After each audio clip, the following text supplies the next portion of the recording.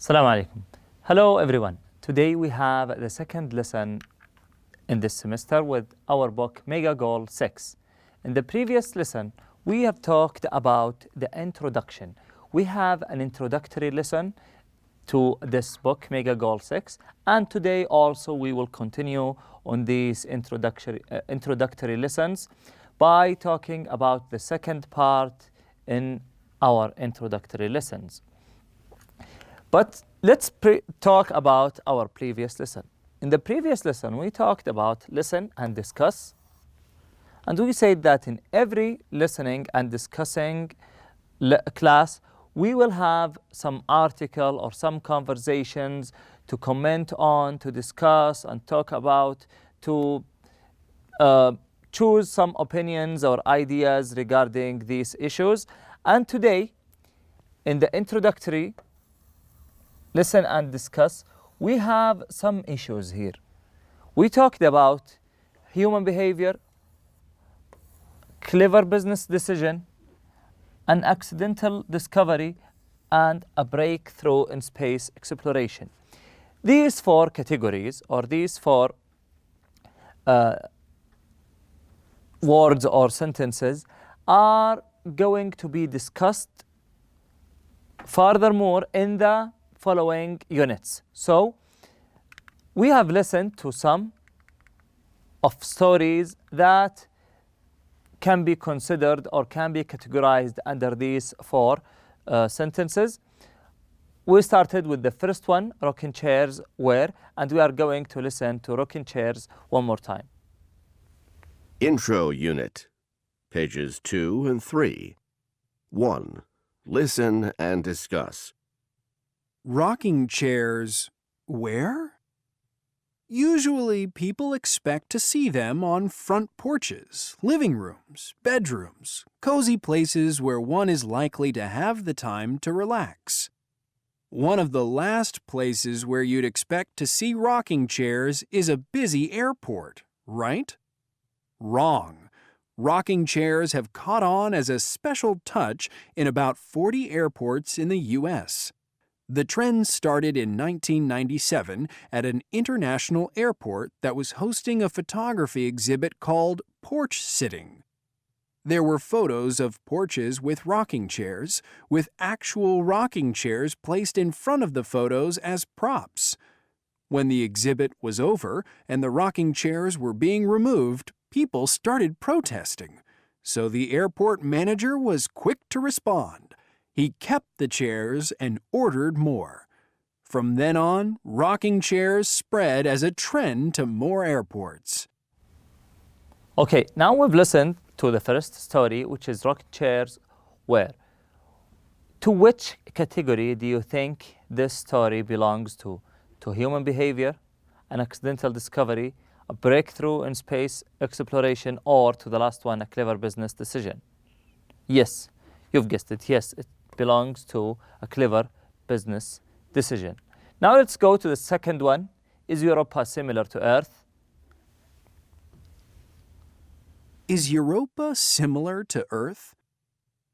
A reprocessed high-resolution photo of Jupiter's moon, Europa, was released in 2014, showing the largest proportion of the satellite's surface.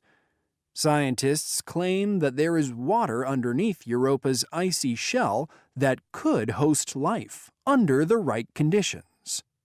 This has provided an additional incentive to push forward with the exploration of this amazingly colorful moon. A new study also suggests that there are big plates of ice sliding over and under each other within Europa's shell. This effectively means that the Earth is not the only solar system body that possesses plate tectonics, as was formerly believed. Okay, Did you know? I think this one is easily to be distinguished or can be easily categorized. It's absolutely going to be under a breakthrough in space exploration. Number 3, did you know that? Safety glass, which is widely used in windshields, safety goggles, and more, was invented by accident over a century ago. In the early 1900s, a French scientist accidentally knocked a glass flask off his desk. The flask fell to the floor, but only cracked instead of shattering into pieces. Having inspected the broken flask, he realized that it had contained plastic cellulose nitrate, which had coated the glass and prevented it from shattering upon impact. And did you? Okay, this one belongs to an accidental discovery. Let's listen to another. Did you know that? And did you know that? The first synthetic dye was accidentally created in 1856 by William Perkin, an 18-year-old chemist. He was carrying out an experiment in search of a cure for malaria when it all went very wrong, resulting in a murky mess in the petri dish. Upon closer examination, William noticed a brilliant color radiating from the petri dish. It was the beginning of synthetic dyes that would change the world of fashion and manufacturing forever. Okay, I think this one is one of the easiest, so it can be easily put under the category an accidental discovery. And we have here the last one. Would you gossip about a friend? Would you gossip about a friend? Gossip and rumors can destroy a young person's self-confidence and affect their self-esteem. It can also lead to serious conditions such as depression, anxiety, and eating disorders. Betraying the trust of a friend by talking behind their back reflects very badly on the person gossiping. People instantly assume that if one is capable of gossiping about a friend, then he or she is capable of doing it about anyone and keep their distance. Talking about a friend with negative intent does not make one stand out or help him or her become more popular. It is the surest way of isolating oneself and gradually losing one's friends altogether.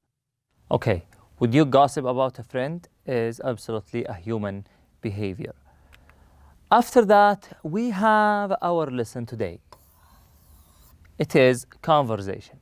As we have talked before about the word conversation, we said that conversation means that two people or more are talking to each other, discussing things, sharing ideas, and so on. In this conversation, we will listen and practice reading part 1 of the conversation. So we are going to listen to the part 1, and after that, we will underline examples of deductions about the past and the present. And now let's talk about the word deduction. Here he says, underline examples of deductions about the present or the past and the present.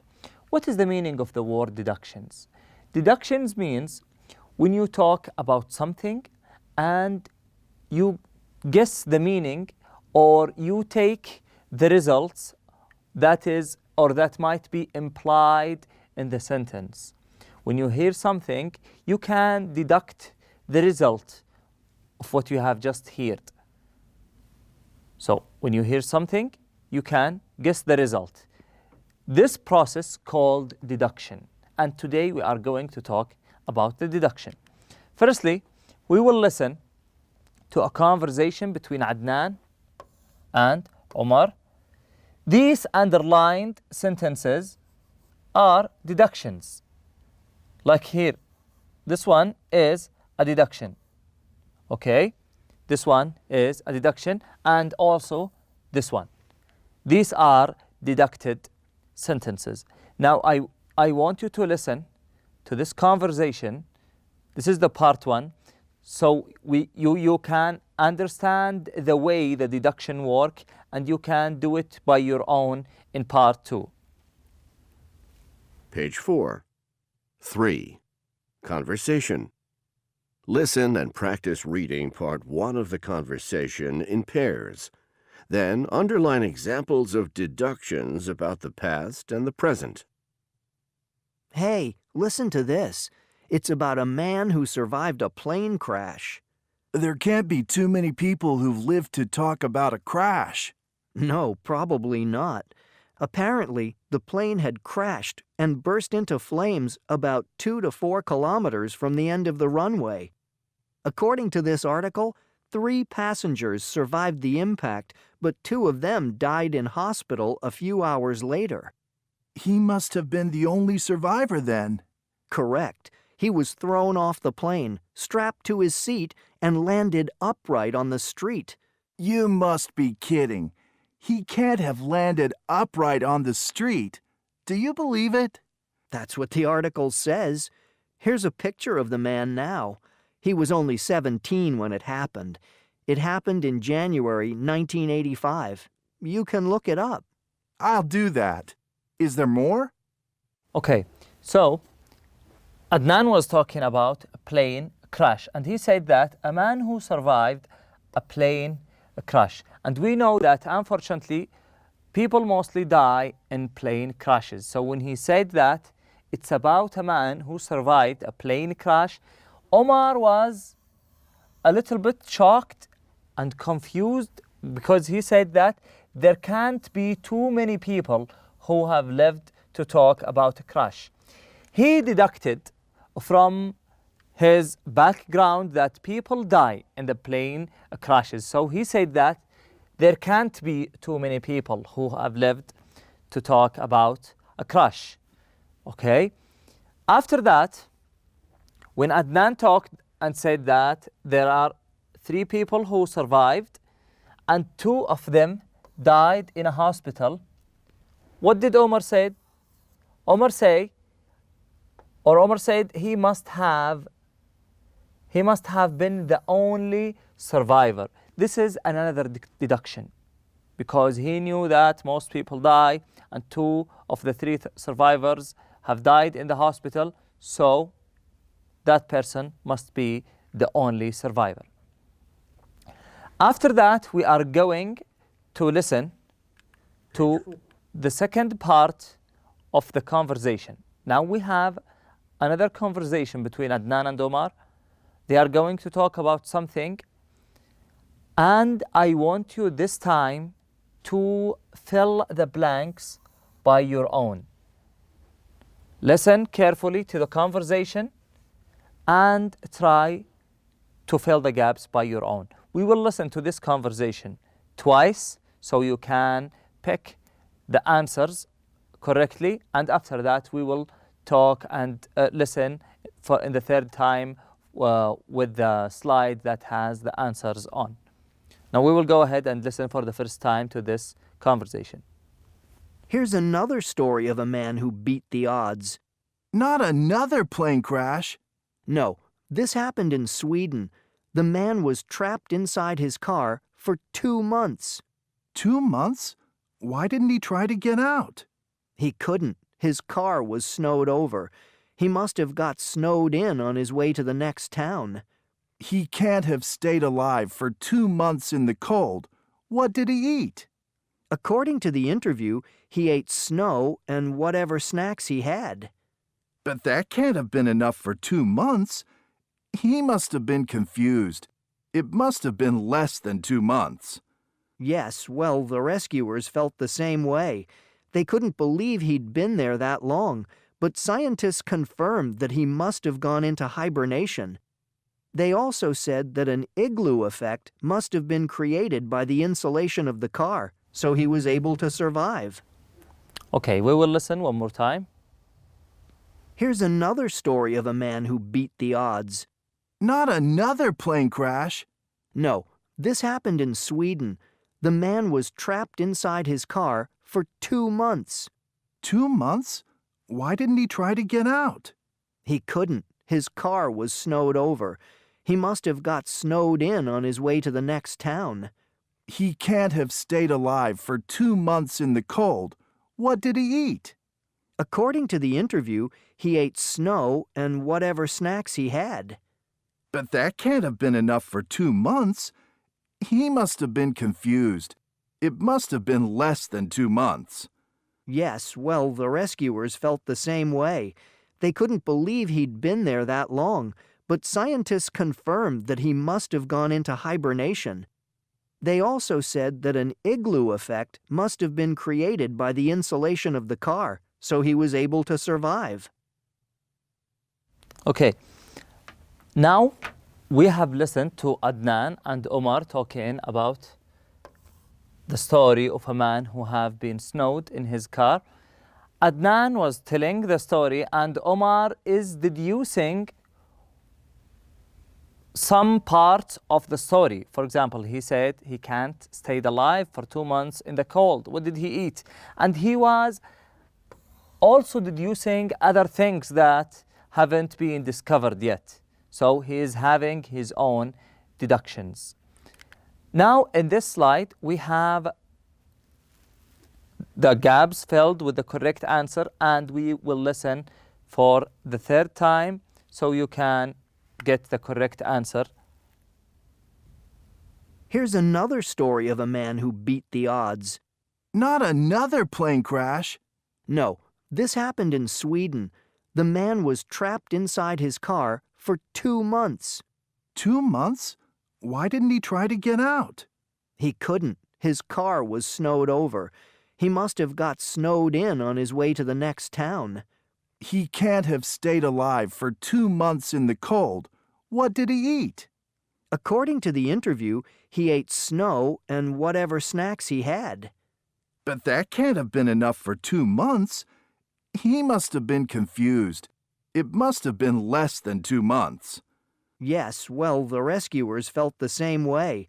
They couldn't believe he'd been there that long, but scientists confirmed that he must have gone into hibernation. They also said that an igloo effect must have been created by the insulation of the car, so he was able to survive. Okay, now we have here the word hibernation. Maybe you are running into this word for the first time. Do you know the status when the animals go in their homes or inside their homes for the whole winter? They take their own food, they take everything they need, and they stay home for the rest of the winter, for the whole winter.